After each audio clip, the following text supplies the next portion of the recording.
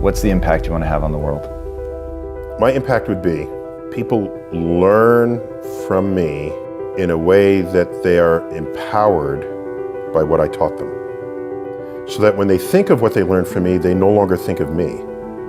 They think of their own base of understanding of how this world works. And so that I become irrelevant. Because if people say, this is true because Tyson said so, then I failed.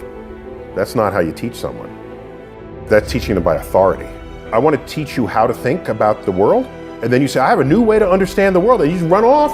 You don't even look back, because a new level of hunger has descended upon you, and methods and tools to feed that hunger are now accessible to you.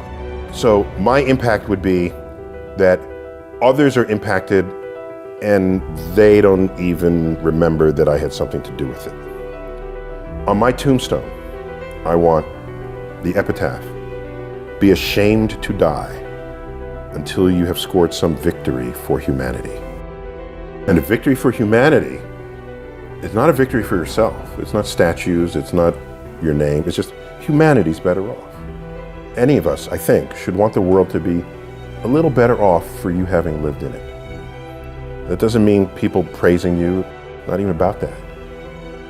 So what do you have to give with no expectation of return? No one ever told me that I had to search for meaning in life.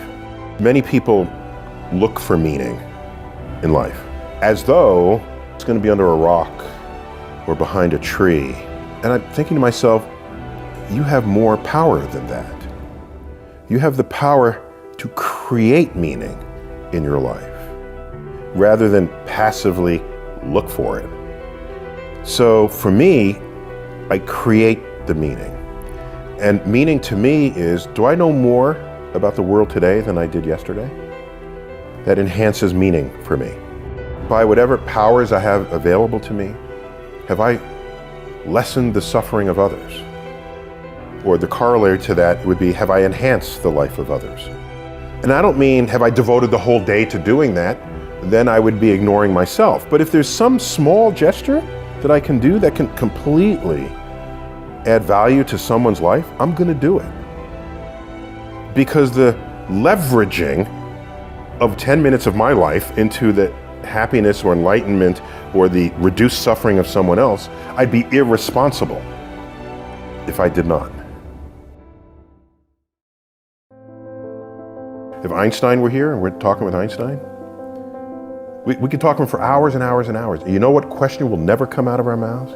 Is, what college did you go to? I want to go to that same college.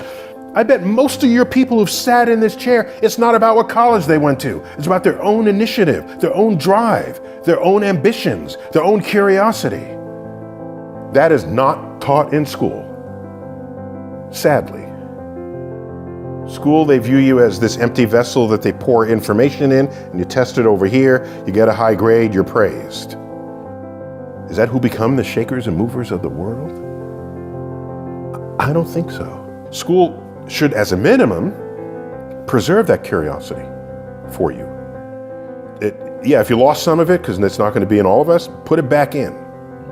So that when you graduate school, you can give literal meaning to the word commencement. Commencement means beginning. It doesn't mean ending. And so you leave school and you say to yourself, I now know how to learn. I now have a curiosity of all things I have yet to be exposed to. And I will now become a lifelong learner. Without that, you become ossified in whatever was the body of knowledge that existed the day you graduated. And you will lead a life always looking back at that time without continuing to grow who and what you can become in life. What was it about your dad that impacted you so much that you still carry today? For me, at least, was what level of wisdom did he glean in his life and then successfully communicate to me, either by example or by just explicit statement. For example, in high school, he was in gym class and they were lining up and they were about to enter the next athletic unit, and it was track and field. And the gym instructor pointed to my father online and said, Cyril Tyson, everyone look at him. he does not have the body type that would excel in track. And they used him as an example. And he says, what? No one is going to tell me what I can't do in my life. And he used that as a reason to start running. And he started track in that moment. He decided that one of his next tasks in life would be to take up running and excel at it. Within a few years of that, he became world class. At one time, had the 5th fastest time in the world. Oh. In the middle distance, they don't run this anymore, 600-yard run. In 1948, the Olympics was not yet ready to come back to us because we're still roiling from the Second World War.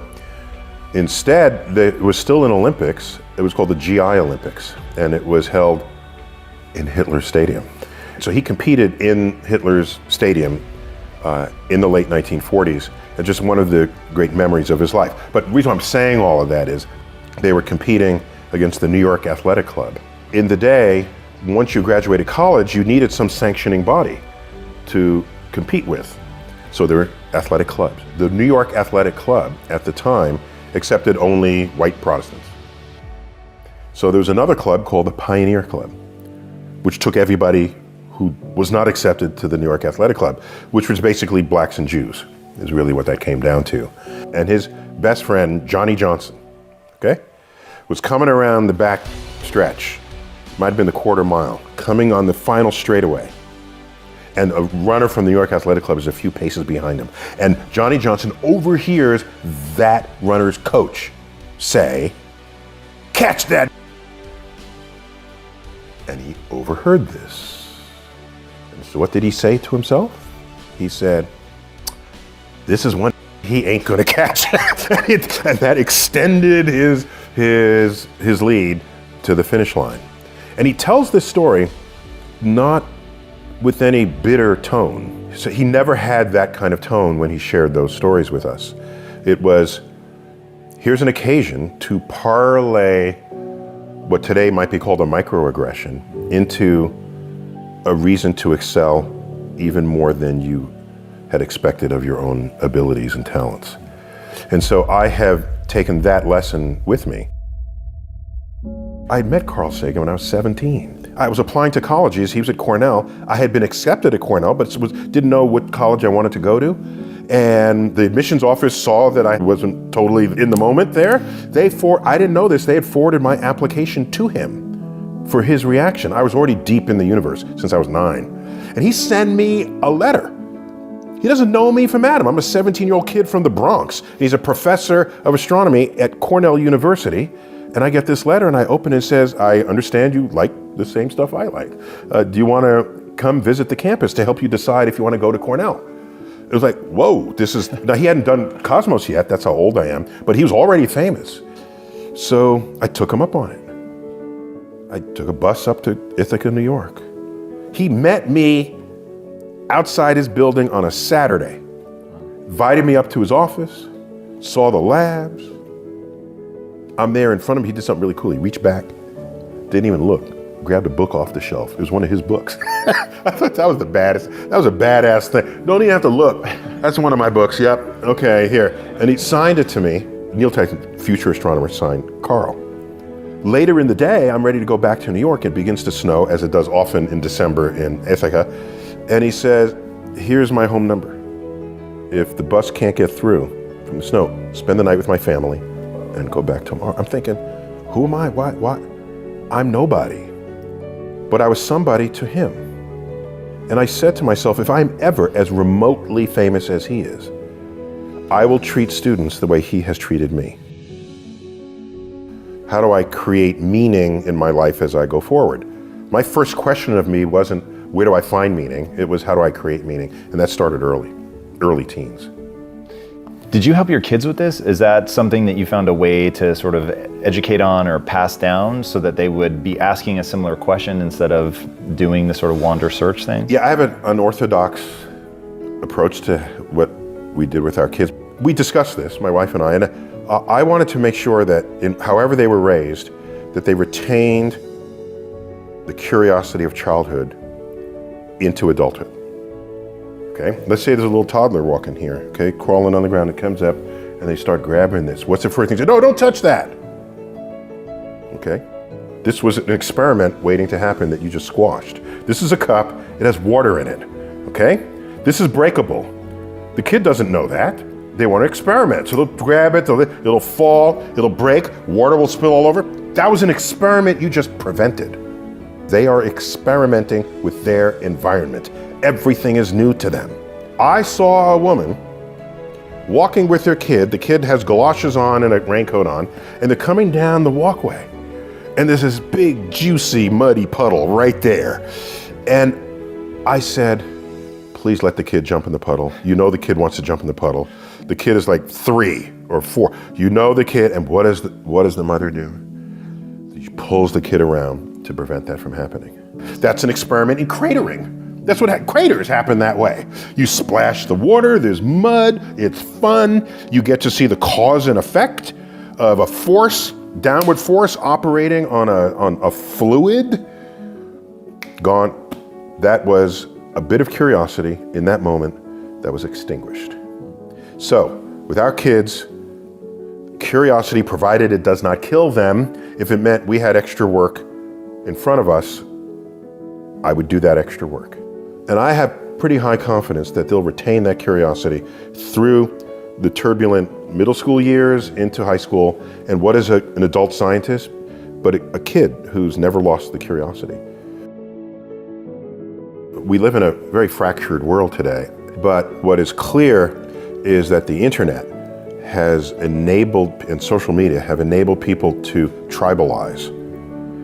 You might go your whole life without ever finding another person who thinks the earth is flat. You go online and you see them all, and they have conventions, and they meet here, even if it's only virtual. So you have ways to say why you are different from other people. And I don't know that that's always a healthy place to be. In a pluralistic land, you want to celebrate differences rather than go out of your way to establish differences and then claim one group is better than another. You can draw a line in the sand between people who transgress but do not hold power over you from those who transgress and do. So the coach who said catch that, he doesn't have power over Johnny Johnson unless you allow him to. This is a famous quote from Martin Luther King. You can only be ridden if your back is bent. When I grew up, it was very common to hear the phrase, sticks and stones can break my bones, but words will never hurt me. You recited this. This is what you were told when you came home, when you said, oh, you know, this bully called me a name, and sticks and stones can break my bone, but words will never hurt me. And so this was an inoculation against hate speech, really, against just evil people, just nasty people. You were able to develop a system of defenses against unpleasant people out there. And I haven't heard that phrase in a long time. What I think has happened over the years is we came to learn as a civilization that words can be hurtful. I don't have a problem with that. This is an enlightened new place to understand the role of our emotional state and how it interacts with our world around us. That's an advance in mental health. What I see on the flip side of that coin, however, is people are less able to deal with the very same people who are around today who were around back then, who are calling you names, the people who might be bullying you on the internet by saying things about you. I don't know that we have how to defend against that now other than seeing a counselor for your emotional state. I can say from the era in which I grew up, I don't give a rat's ass what you say to me, okay? Unless you are between me and some goal, then I'll have to navigate that some way. If there's a racist person or sexist person or a person with some kind of cultural bias, I want to know that, actually. I don't want them to hide that. I want you to say everything you want to say. Then I'll say, okay, that's who you are. That's how you're thinking. So now what do I need to do because you're in my way? Do I dig